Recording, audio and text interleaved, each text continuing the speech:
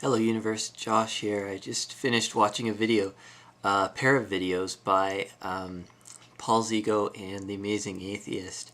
I had watched Paul Zigo, his video a little bit a while ago, and then I just was reminded of it when the Amazing Atheist posted kind of a response and commentary on it. And I felt like also commenting because I have some things I want to just get off my chest. And I hope you can listen. So Paul was talking about this idea of American exceptionalism. That was the term he used, American exceptionalism. And he said that ever since he was a little kid, people have been drilling it into him that America's number one, America's the best. And, he's basically said that's a flat-out lie. And I'm from Canada. So we always, Canada is really weird in that way because we have this idea that we kind of look down our noses at Americans. I mean, this is kind of what's drilled into us since we were little kids. And it's not necessarily in school, although you do get it, but you also get it from, from parents and from teachers and from just people in the community, and television included, especially the CBC is often very, and yeah, Canadian flag waving is kind of weird because it's like, oh, well, we're not arrogant like the States. We don't think we're number one. We just quietly be excellent, or whatever it is that we Canadians do. We're humble, or something like that, which is its own kind of Canadian version of that exceptionalism, as if we're better than them because we don't have to flaunt it.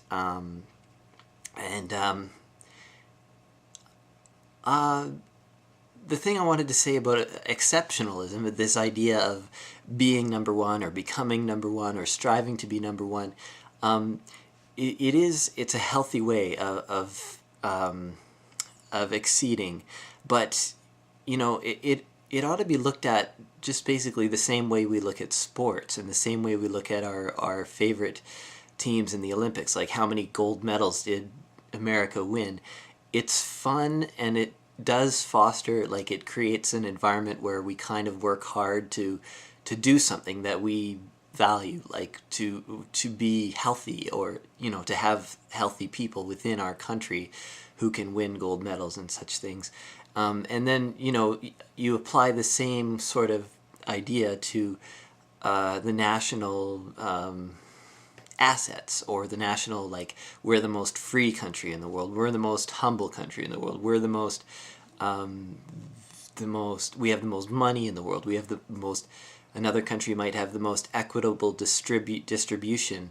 And Bhutan, not too long ago, maybe it's a while ago, came up with this idea of gross national happiness as their kind of their goal to aspire to. So there's really, in themselves, these goals, these ideals are not bad, and it's not bad to want to be number one in all these things.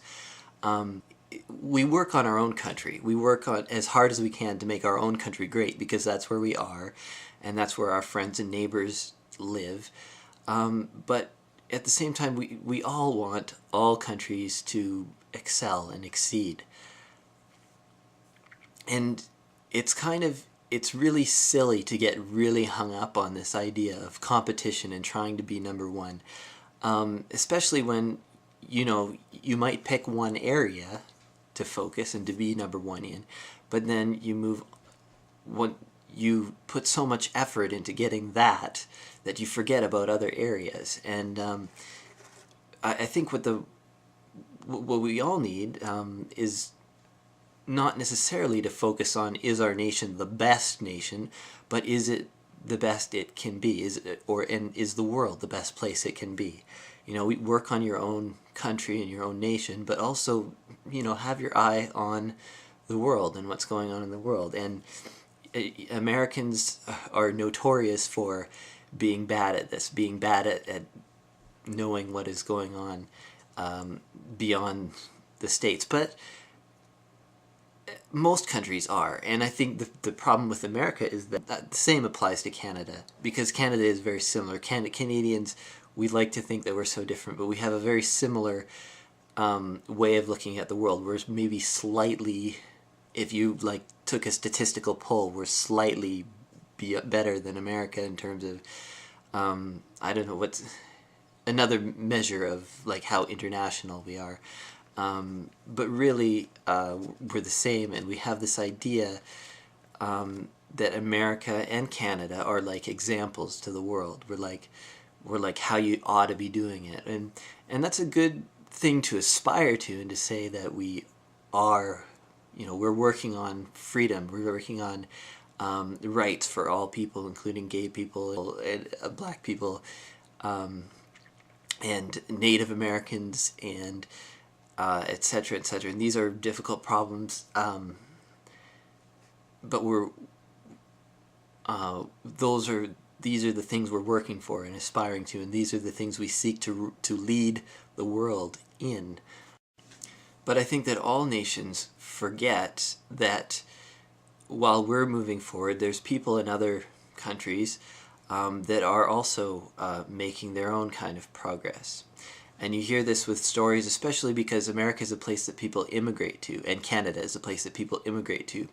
So often the immigrants will bring their horror stories of what they escaped from, but they forget that their country, what they left, they decided to leave, has continued to change and evolve. Maybe it gets worse, but often they get better, and there are improvements, and maybe incremental improvements. But the whole world is moving forward together.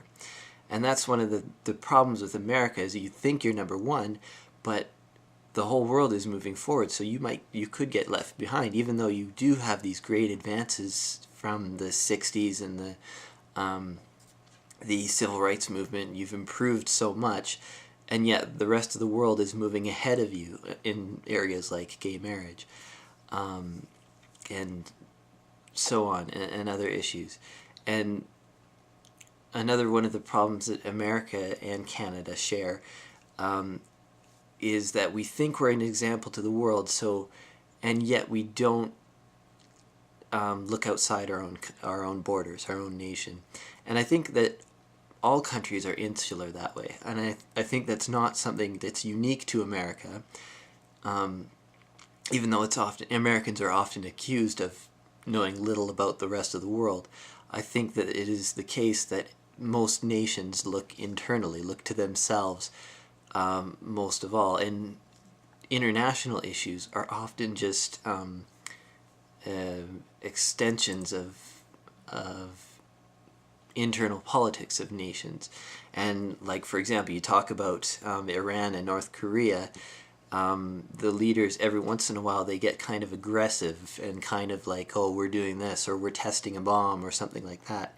And the rest of the world freaks out because they think, oh, they're threatening the neighbors. This is an international, external issue. But, most of the time, probably all the time, it's that weak leader trying to get a hold of internal politics and trying to get a handle on what's going on inside the country. And then, of course, the rest of the world does worry that it will spill out into neighbors and into invasions and such things. But the problem is always with looking in the country, and with internal issues. So in America and Canada, we're aware of this idea that, oh, we don't know enough about the world, and we're not savvy about the rest of the world. But I think all countries are like that, and we have to realize that all countries look inward. No matter how much they happen to know about the rest of the world, they're all looking inward. So it's not that America is so horrible in this aspect. It's just that what it expects of itself, America and Canada, I should say, expects of itself is more than this. Like, we expect more than to be all inward focused and just focused on America and Canada. And one other thing that I wanted to say about Paul's ego and The Amazing Atheist, and that I'm thankful for, is that they didn't say, oh, well, I'm just going to move to Canada. And I don't know if Paul's ego has actually said, oh, I think I'll just move to Canada before. But that really gets on my nerves when people say that about, you know, America is so bad. Well, what other choice do I have but to move? And I think that's a very American attitude, because America and Canada did come from people who moved from another place to get a better life. And I think people have to realize that that's not the solution. I mean, yes, sometimes it is. The solution is to move, but it's not always the best solution, and moving isn't your last resort either. Like, maybe moving isn't an option. And I mean, of course you're welcome in Canada, and like if you were like personally like in my community, I would be happy to have you. But I don't like to hear when people say, oh, you know, America's so horrible, let's move to Canada, because Canada has very similar problems to the US. And just running away from them in America over to Canada isn't going to solve those problems in America, and you're probably going to have similar problems in Canada. And so what kind of person are you if you run away from these kind of problems?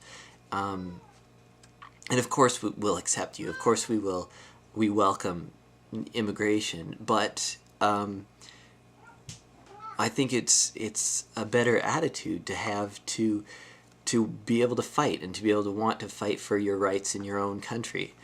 And there are I guess that's what all I wanted to say about moving.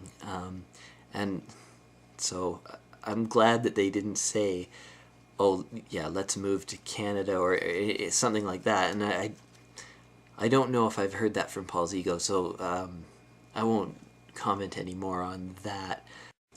So I just wanted to say I'm glad that people in America, and I hope that people in Canada also, can realize that we aren't number one by definition, that it's something to work at, and also that being number one in any particular field like healthcare or GDP, or you know, how rich your country is, or how well you take care of your poor people, or how well you treat minorities. These things are important, but it isn't everything to aspire to be number one. And it's a fun little game that you can play to say, oh, we're number one, but it's not, you know, it isn't the ultimate truth. It's not the end of the discussion. It is a side discussion, if anything at all. And that's all I had to say in response to those two videos. So leave a comment, go watch those guys' videos, and bye for now.